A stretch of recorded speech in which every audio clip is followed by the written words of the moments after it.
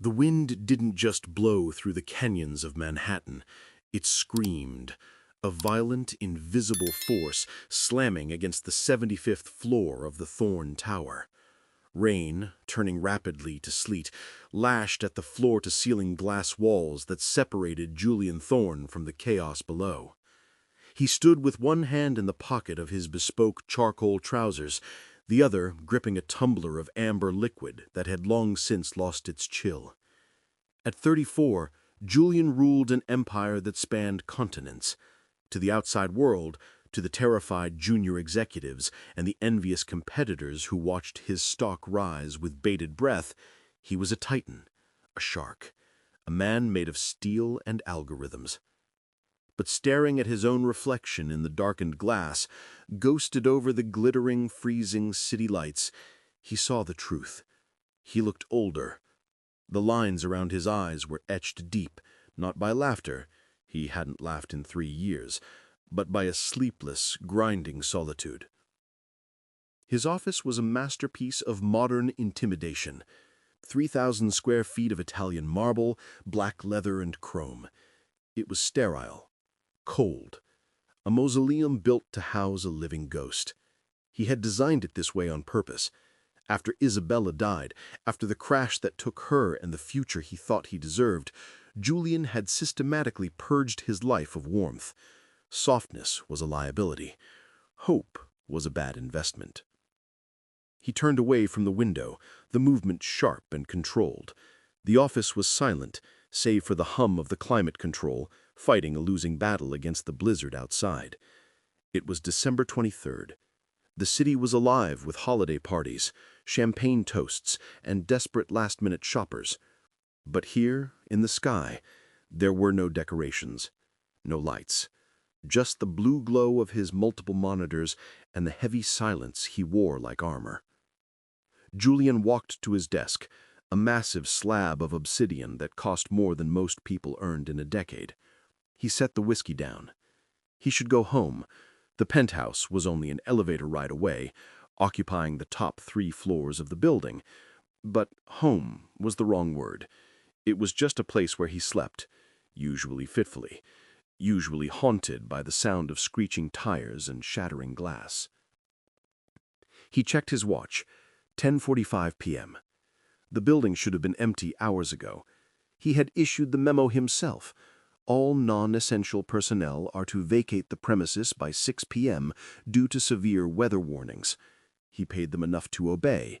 He paid them to leave him alone. Julian hated disobedience almost as much as he hated pity. He sat down, his fingers hovering over the keyboard, trying to lose himself in the comforting logic of numbers. A merger in Tokyo, a hostile takeover in London. These were problems with solutions. Grief didn't have a solution. It only had interest rates that compounded daily. Suddenly, the lights overhead flickered. Julian paused. The Thorne Tower had backup generators capable of powering a small hospital. A flicker was impossible. Yet it happened again. The hum of the ventilation system stuttered and died, leaving a sudden ringing silence that felt heavier than before. Then the emergency lights kicked in, a wash of dim red strategic lighting along the floorboards. He sighed, pinching the bridge of his nose. The storm was worse than predicted. A historic nor'easter, the news anchors had called it with breathless excitement. To Julian, it was just another inconvenience. He reached for the landline to call security at the front desk to ensure the perimeter was locked down. The line was dead. Perfect, he muttered, his voice rough from disuse. He stood up, grabbing his suit jacket from the back of his chair. He would check the breaker panels on the executive floor himself before retreating to the penthouse. He didn't need help. He never needed help. He walked out of his office into the vast, shadowed corridor. The executive floor was usually a fortress of silence, but tonight the wind battered the building so hard that the steel structure groaned, a low, mournful sound like a dying beast. Julian moved with the predatory grace of a man who owned every inch of the territory. He passed the empty desks of his assistants, the darkened conference rooms. He reached the service hallway that led to the freight elevators and the electrical hub. And then he heard it. It wasn't the wind. It wasn't the settling of the building. It was a sound so out of place in his world of silence and control that he almost dismissed it as a hallucination. A sneeze. Small. Stifled. Followed by the distinctive clatter of a plastic bucket being kicked over. Julian froze. His jaw tightened. Someone was here. Someone had ignored his direct order. Someone was trespassing in his sanctuary. He moved toward the sound, his footsteps silent on the plush carpet, then echoing sharply as he stepped onto the tile of the service corridor. The rage flared in his chest, a welcome distraction from the numbness. He would fire them. He would scream at them until they understood that nobody stayed in his world after hours. "Who's there?" His voice boomed, deep and commanding, cutting through the shadows. Silence followed, then a scramble of movement near the supply closet at the end of the hall. Julian stalked forward, closing the distance. "I said, who is there? Show yourself." He turned the corner, ready to unleash the full force of his authority. But the words died in his throat.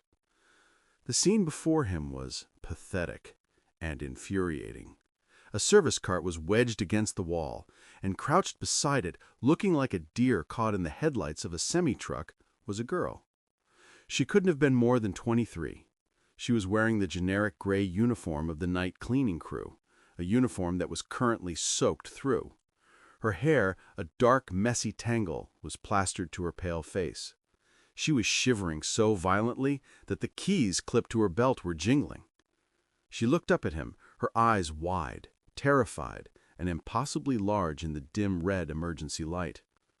I'm sorry, Mr. Thorne," she stammered, her teeth chattering. The elevator, it stopped." Julian stared down at her. This was the intruder? This wet, trembling creature was the threat to his solitude? "You!" he growled, the anger still simmering but mixing with something else. Annoyance, perhaps. "You. Why are you in my building? The order was clear. Evacuate." "I tried," she whispered, clutching a spray bottle like a weapon. "I was just finishing the library. I needed the overtime. Please." She tried to stand, but her legs gave way, shivering from the cold or fear. She grabbed the cart for support. Julian looked at her hands. They were red, raw from the cold water and chemicals. He looked at her lips that were turning a concerning shade of blue. The temperature in the service corridor was dropping rapidly without the heating. He should call security. He should have her escorted out.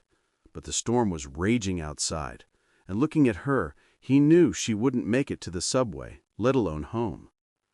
"What is your name?" he demanded, his voice devoid of warmth. Elena Cruz." Julian Thorne, the man who couldn't control the markets that day, looked at Elena Cruz. He felt a headache forming behind his eyes. He wanted to be alone. He wanted his whiskey, but the universe, it seemed, had a sense of humor. "Get up, Elena," he commanded, turning his back on her. "You can't stay here. You'll freeze before midnight." Where are we going?" He stopped and looked over his shoulder, his silhouette dark and imposing against the red emergency lights. "My office. It's the only room with a separate fireplace. Move." The walk back to the executive suite was a study in contrasts. Julian moved with long, purposeful strides, his Italian leather shoes making a solid, rhythmic thud on the carpet. Elena hurried to keep up, her wet sneakers squeaking softly, a sound that made her cringe every time it echoed off the mahogany walls. She was hugging herself, arms wrapped tight around her waist, trying to stop the tremors that racked her small frame. Her uniform, a cheap synthetic blend, clung to her skin like a cold compress. She had been cleaning the lower service vents when the pipe burst 3 floors down, drenching her before the water main was shut off. She had stayed to finish her shift because she needed the money. She always needed the money. Now that decision felt like a death sentence. Julian pushed open the double doors to his office and held one open. He didn't look at her. He simply waited, his presence radiating an impatience that made the air feel thinner. "In," he ordered. Elena hesitated on the threshold. The room beyond was vast, shadowed, and smelled of things she couldn't name. Aged oak, rain, and a sharp, masculine cologne that cost more than her rent. It felt like stepping into a lion's den. "Mr. Thorne, I really can't," she managed, her voice shaking. "I'm dripping. I'll ruin the floors. If I just go back to the custodial closet, there are towels." "The custodial closet is unheated, and the temperature in this building is dropping by the minute," Julian cut in, his tone flat. He looked at her then, really looked at her, his eyes dark and unreadable. "I don't care about the floors, Elena. I care about a lawsuit if my cleaning staff freezes to death on my watch. Get inside." She flinched at the harsh logic, but stepped inside. Julian closed the door behind her, twisting the heavy lock with a decisive click. The sound echoed in the silence, sealing them in. The room was freezing, though slightly warmer than the hallway. The floor-to-ceiling windows offered a terrifying panoramic view of the storm. Snow and sleet smashed against the glass in violent waves, blurring the lights of the city into chaotic streaks of gray and white. It felt like they were floating in a hurricane. Julian walked past her, ignoring the puddle forming around her feet, and headed toward the far wall. There, set into a wall of black slate, was a long, rectangular fireplace. It wasn't a traditional hearth. It was a modern gas feature, sleek and industrial. He knelt, his suit jacket straining slightly across his broad shoulders, and twisted a valve. He struck a match. Whoosh! A line of blue and orange flames erupted, casting dancing shadows across the room. The sudden warmth hit Elena's face, and she let out a small, involuntary whimper of relief. "Come here," Julian said, standing up. He wiped the ash from his hands with a handkerchief, his eyes narrowing as he took in her appearance properly for the first time. It wasn't just that she was wet. She was deteriorating. Elena tried to stand, to obey him, but her body rebelled. Her knees knocked together audibly, a staccato rhythm of bone on bone. Her lips weren't just pale anymore, they were turning a distinct, alarming shade of violet. A drop of icy water fell on her cheek like a tear. I can't," she stammered, the words fracturing through her chattering teeth. "It's too cold. My legs won't move." Julian didn't simply offer a seat. He strode toward her, closing the distance in 2 powerful steps, invading her personal space to inspect her condition with clinical, almost surgical precision. He reached out and touched the back of his hand to her cheek. It was like touching marble in a crypt. "You are going into shock," he stated, with his voice devoid of pity, but heavy with a terrifying urgency. "That uniform is a wet shroud. It's sucking the heat right out of your core. If you keep it on for another 10 minutes, your heart rate will drop, confusion will set in, and you will pass out again. I cannot have you dying on my floor, Elena. The paperwork would be excruciating." He turned on his heel, marching toward a discreet door paneled into the mahogany wall, his private dressing room, leaving her shivering in his wake. "I'm fine," Elena lied to his back, wrapping her arms tighter around herself, her fingers digging into her arms, trying to preserve what little heat she had left. "I just need to sit by the fire. Please." Julian ignored her. He emerged a moment later. He wasn't holding a glass of whiskey yet. He was holding a bundle of charcoal fabric. Heavy, thick, cashmere that looked soft enough to melt into. "Take this," he commanded, walking back to her and tossing the bundle on the leather armchair. "Go to the bathroom, strip that wet plastic off your body, put these on.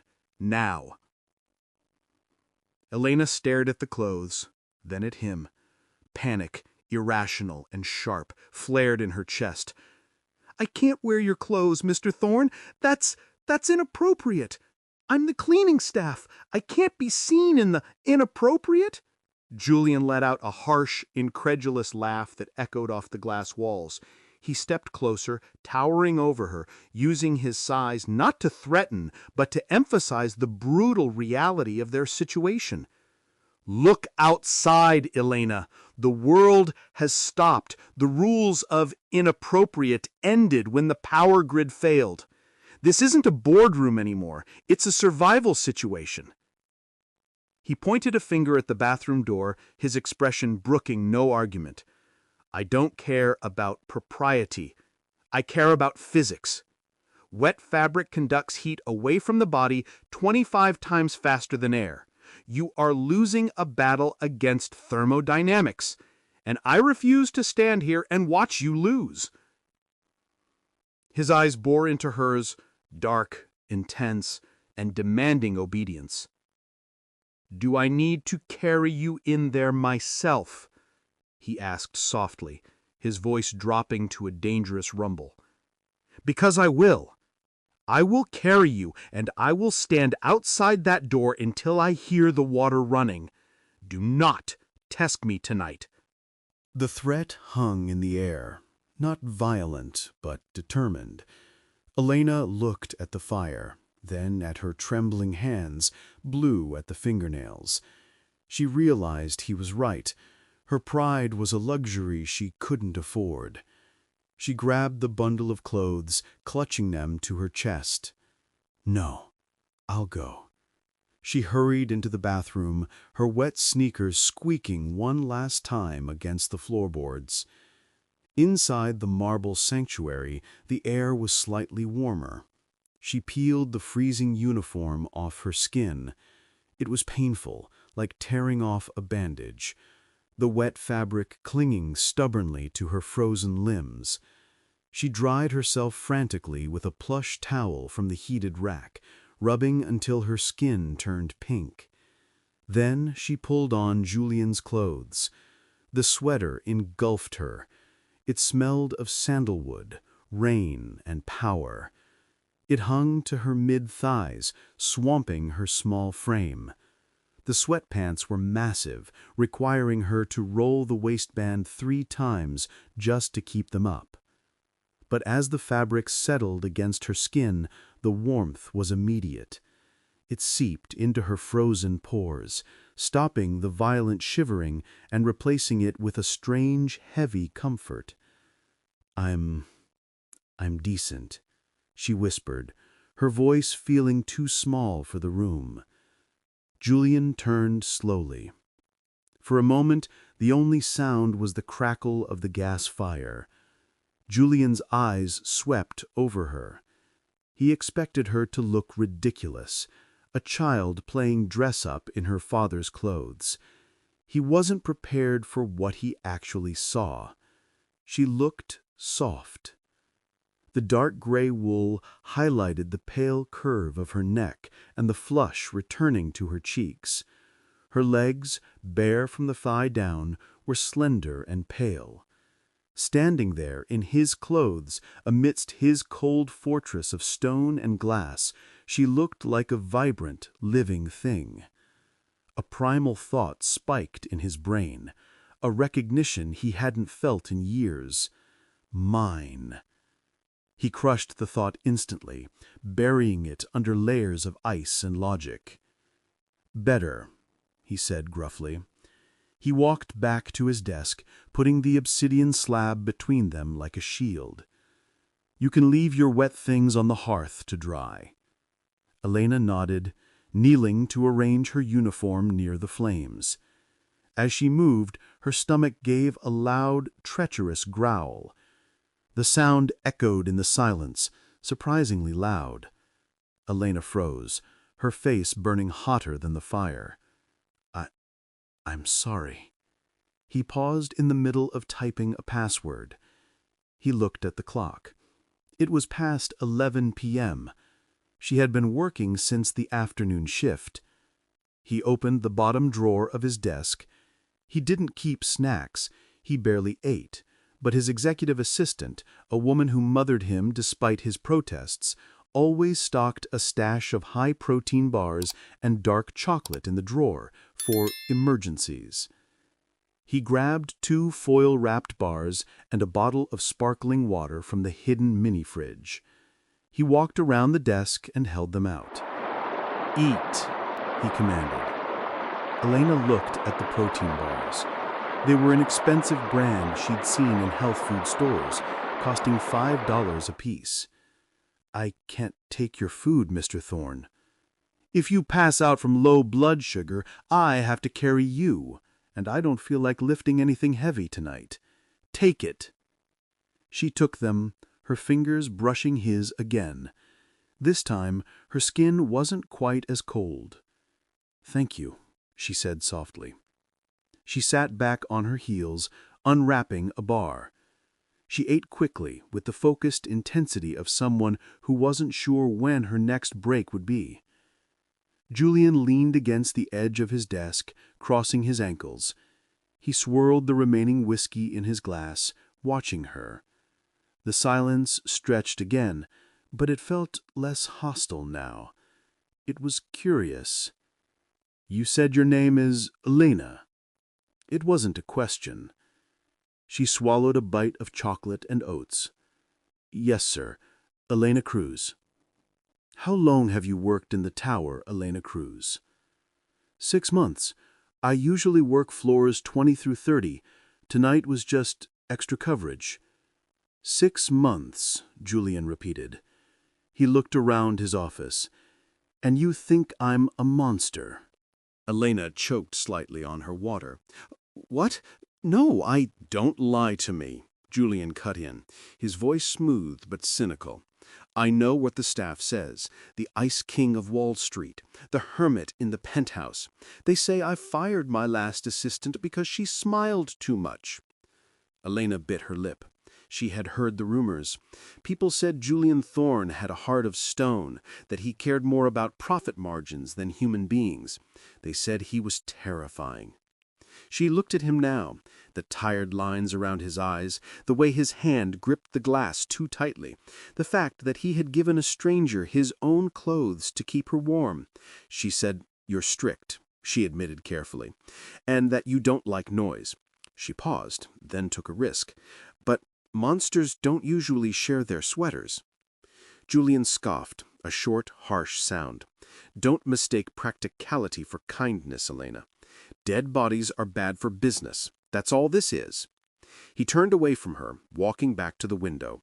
He stared at his reflection, the ghost of a man overlaid on the storm. "Kindness gets you killed," he murmured, almost to himself. "Or it gets you hurt. Better to be feared." Elena watched his back. She saw the tension in his shoulders, the way he held himself apart from the world. And suddenly she noticed something on his desk. It was a small frame, face down. It must have been knocked over when he was searching for the food, or perhaps by the vibration of the storm. Without thinking, she shifted closer to the desk. "Mr. Thorne." "What?" he snapped, not turning around. "Your picture fell." Julian spun around. He saw her reaching for the frame. "Don't touch that!" The shout was a whip crack in the room. Elena recoiled, snatching her hand back as if the desk were white-hot. Julian crossed the room in 3 long strides. He snatched the frame up, clutching it to his chest. His breathing was ragged, his eyes wild. For a second, he looked terrifying, a mountain of rage and protectiveness. He hissed, his voice trembling with suppressed emotion. "I told you, don't touch anything!" Elena scrambled back, clutching the oversized sweater around her. "I'm sorry. I thought it was broken." Julian looked at her, his chest heaving. Then he looked down at the frame in his hands. He turned it over slowly. It was a photograph of a woman. She was beautiful, laughing, her hair blowing in the wind on a sailboat. She looked like sunlight. And Julian, standing next to her in the photo, looked like a different man. Younger, softer, alive. The anger drained out of him as quickly as it had come, leaving him hollow. He placed the photo back on the desk, facing it carefully toward his chair, away from Elena.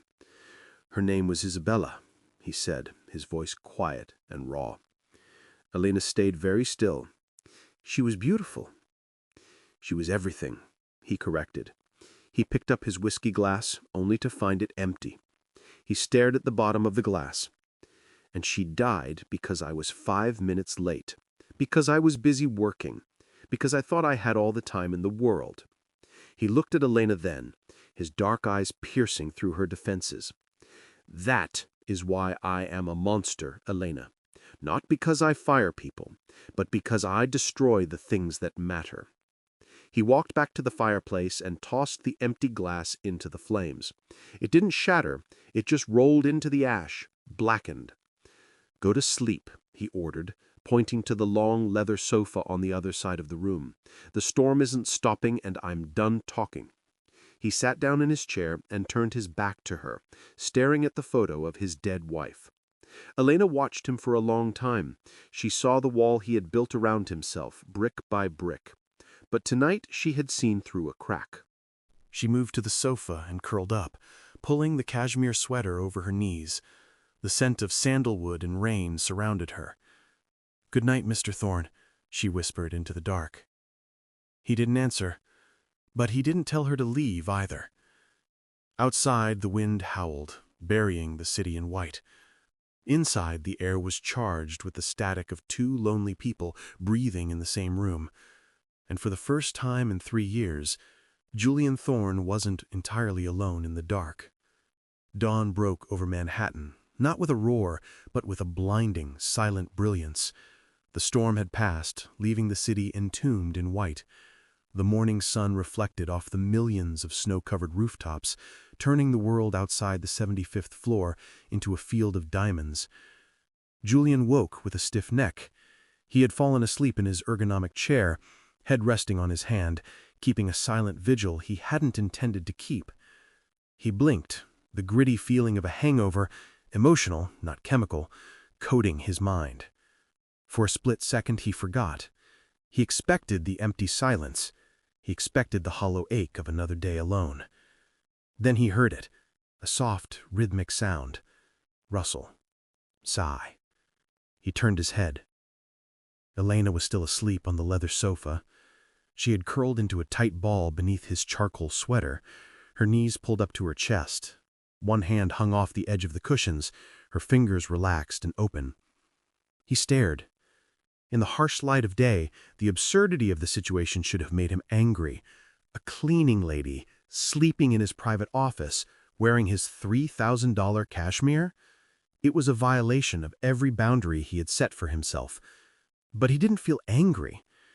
He felt grounded. He stood up quietly, his muscles protesting the night spent in the chair. He walked to the sofa and looked down at her. Her face was relaxed, stripped of the fear she had worn last night. There was a smudge of ink on her cheek. Her eyelashes were long and dark against her pale skin.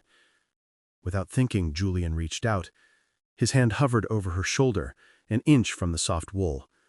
He wanted to touch her, not to wake her, but just to verify, to make sure she was real and not a hallucination conjured by the storm.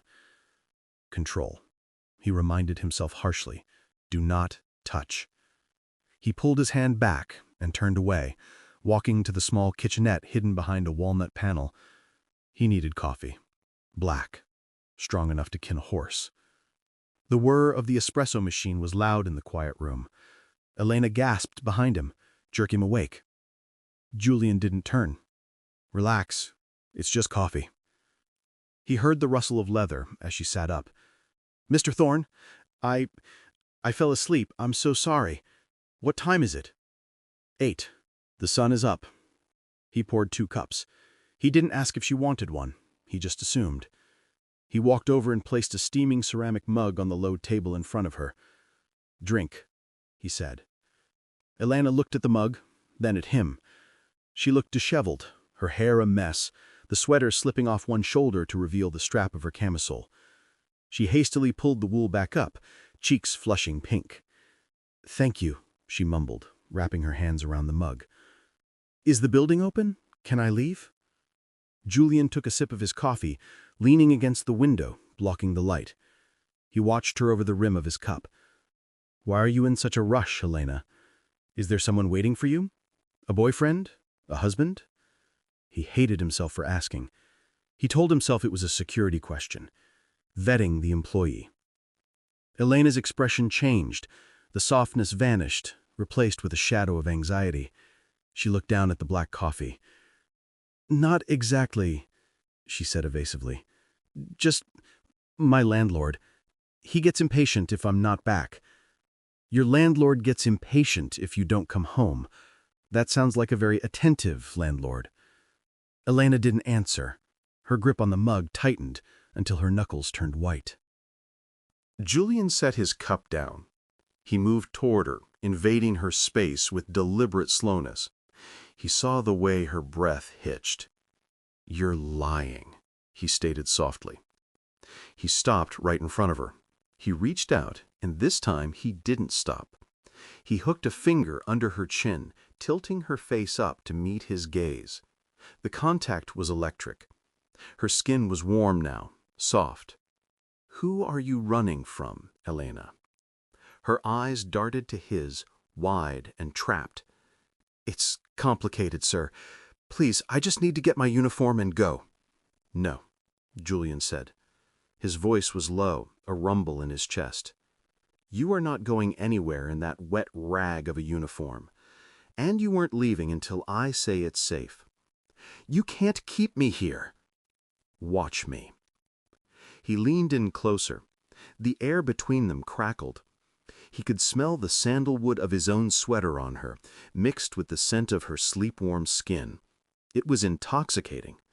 For a man who had felt dead for 3 years, the sudden rush of adrenaline, of want, was terrifying. "I warned you last night, Elena. I told you I have no patience left. Don't make me chase you, Elena, because I will catch you." Elena stared at him, her lips parted. She should be scared. She was scared. But beneath the fear there was something else. A pull. A gravity she couldn't explain. "Why do you care?" she whispered. Julian opened his mouth to answer, to tell her that she was the first color he'd seen in a black and white world, but the sharp buzz of the intercom shattered the moment. Bzzz. Julian didn't move for a second. His eyes stayed locked on hers. Then, with a curse, he pulled away and strode to the desk. He slammed his hand on the speaker button. "I said no interruptions." The voice of the head of security, usually calm, sounded tense. "Mr. Thorne, I apologize, but we have a situation in the lobby." "Handle it," Julian snapped. "I can't, sir. There's a man here. He claims to be looking for an employee, an Elena Cruz. He says he's her fiancé, and he's agitated." Julian went still. He looked across the room at Elena. Her face had gone white. The mug in her hands rattled against the table as she set it down. "Marco," she whispered. The name sounded like a curse. Julian pressed the button again. "What is he doing?" "He's making a scene, sir. He says she didn't come home last night. He says she stole from him. He's demanding we send her down or he's calling the police." Elena stood up, trembling. "He's lying," she gasped, panic rising in her voice. "I didn't steal anything. He gets crazy when I don't answer." Julian looked at her terrified face. He saw the bruise on her wrist he hadn't noticed before, faint, yellowing, hidden by the long sleeves of his sweater. A cold, dark rage settled over him. It wasn't the hot flash of temper he usually felt. This was something older, something lethal.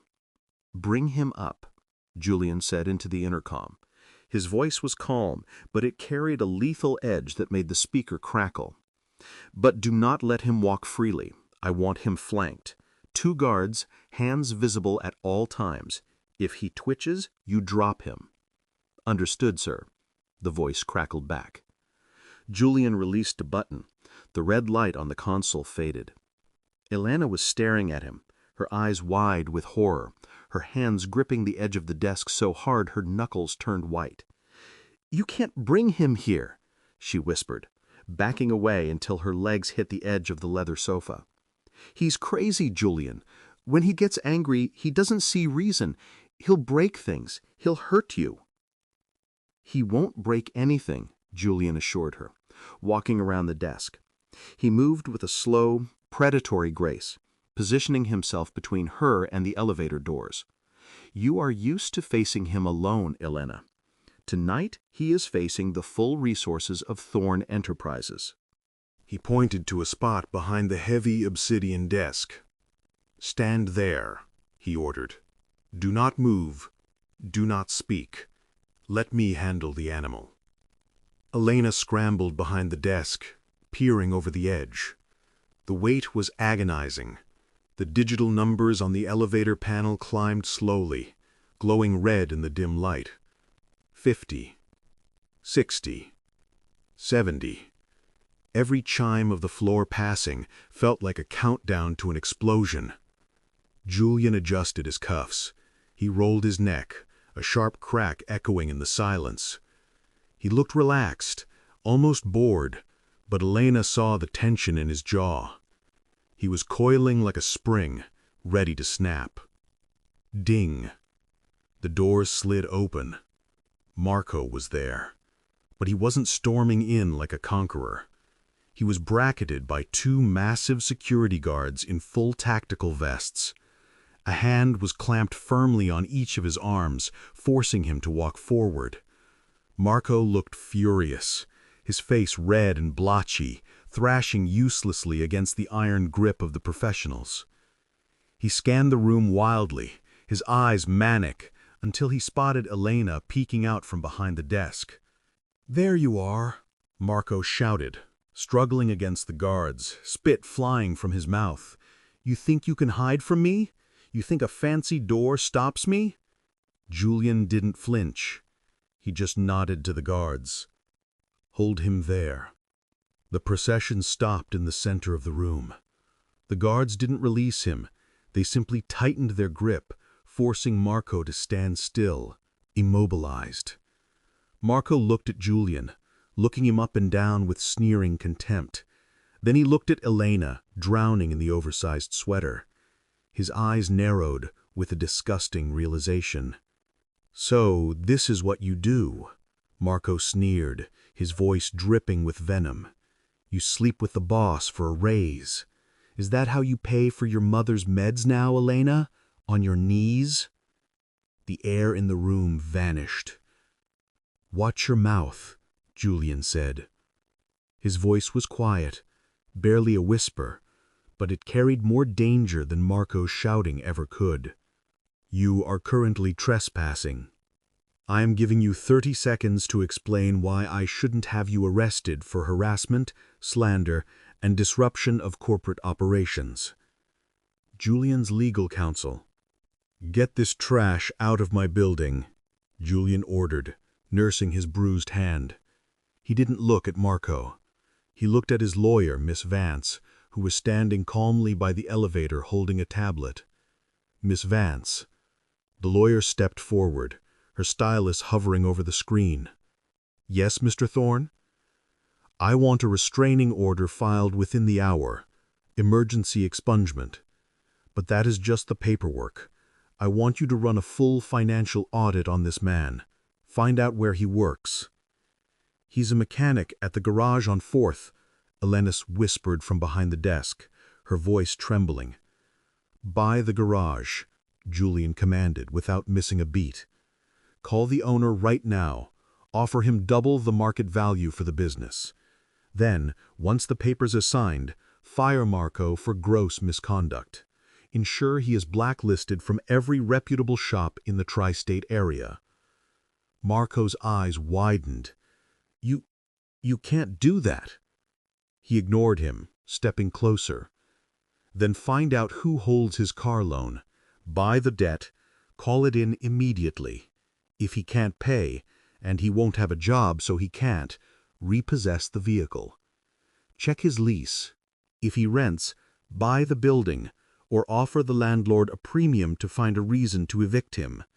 I want him unemployed, uninsurable, and homeless by tomorrow morning." Julian finally turned to look at Marco. His eyes were dead. You wanted to hurt her livelihood? I am going to erase yours. You will never find peace in this city again. You wanted a war, Marco? You just lost it. Marco stared at him, mouth open, the reality of his total destruction sinking in. You're a monster. I am a businessman, Julian corrected coldly, and you are a bad investment. Get him out. Consider it done, sir, Miss Vance replied, signaling the guards to drag the sobbing, broken man backward into the elevator. Security hauled a protesting, bleeding Marco into the elevator. The doors slid shut. Silence rushed back into the room, ringing in Elena's ears. She stared at Julian. He was standing with his back to her, looking at his bruised knuckles. His shoulders were rising and falling with heavy breaths. You... Elena's voice shook. You bought a building just to evict him? Julian turned slowly. The rage was fading, replaced by that exhaustion she had seen the night before. But there was something else now. Regret? I told you, he said roughly. I can't control myself. He walked over to his desk, picking up a cloth to wipe his hand. He wouldn't look at her. You should go, Elena. The storm is over. Security will take you home. They'll make sure he doesn't come near you. Elena looked at him. She saw the walls going back up. The fortress of ice was rebuilding itself, brick by brick. He was pushing her away because he thought he was dangerous, because he thought he was a monster. She didn't move toward the door. She moved toward him. You're bleeding, she said softly. Julian flinched as she took his hand. It's nothing. It's not nothing. She led him to the leather sofa, pushing him down gently. He let her. He watched mesmerized as she went to the bathroom and returned with a first aid kit she'd found. She knelt between his legs, dabbing antiseptic on his split knuckles. The sting was sharp, but Julian barely felt it.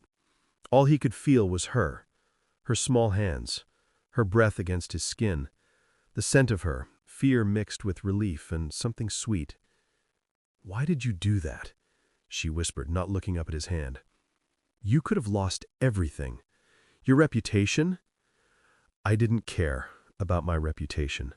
When he touched you, when I saw that bruise on your wrist, he used his uninjured hand to tilt her chin up. His eyes searched hers, dark and intense. I wanted to kill him, Elena. That isn't civilized. That isn't safe. I don't want safe, she breathed. I've had safe. Safe is lonely. Safe is cold. She leaned into his touch, her eyes closing. You saved me. I warned you, he rasped, his thumb stroking her bottom lip. I warned you to run. I'm not running. Julian groaned, a sound of surrender, and closed the distance. His lips crashed onto hers. It wasn't a gentle kiss. It was a storm. It was 3 years of silence ending in a collision. He kissed her like a man starving, his hands tangling in her hair, pulling her closer until there was no air left between them. Elena melted against him, wrapping her arms around his neck, burying her hands in his hair. He tasted of whiskey and fury and desperation. When they finally broke apart, breathless, foreheads resting against each other, the office felt different. The cold was gone. Julian kept his eyes closed, his hand cupping her back neck possessively. You're not going back to him. You're not going back to that apartment. Elena smiled weakly. I don't think I have an apartment anymore if you just bought the building. Julian huffed a small, dry laugh, the first real sound of amusement she had heard from him. He opened his eyes. They were clear, focused. Stay, he said. It wasn't an order this time. It was a plea. Stay here. With me. In the office? She teased gently. No. Julian stood up, pulling her up with him. He kept her hand firmly in his, interlacing their fingers. Upstairs, the penthouse. He led her toward the private elevator that went to the residence. I need a new assistant, he said, pressing the button. My last one was fired for being too happy. I think you might be qualified. Elena looked at their joined hands. The CEO and the cleaner, the monster and the girl who saw through the ice. I don't know anything about business, Julian. The elevator doors opened. He pulled her inside, shielding her body with him as the doors closed on the world below. I'll teach you, he promised, kissing her temple. We have all the time in the world. The storm outside had passed, but inside the Thorne Tower, life was just beginning. The elevator doors have closed, and the storm outside is over. But inside the penthouse, a new storm is just beginning. Julian has claimed her. He's protected her. But he forgets that falling in love is the most dangerous risk of all for a man with enemies like his. Do you want to see what happens when the sun comes up and the board of directors finds out about the Maid? If this video gets 2,000 likes, I will drop part 2 immediately. Hit that like button, subscribe so you don't miss the notification, and let me know in the comments, is Julian a hero or is he just possessive? I'll see you in the next chapter.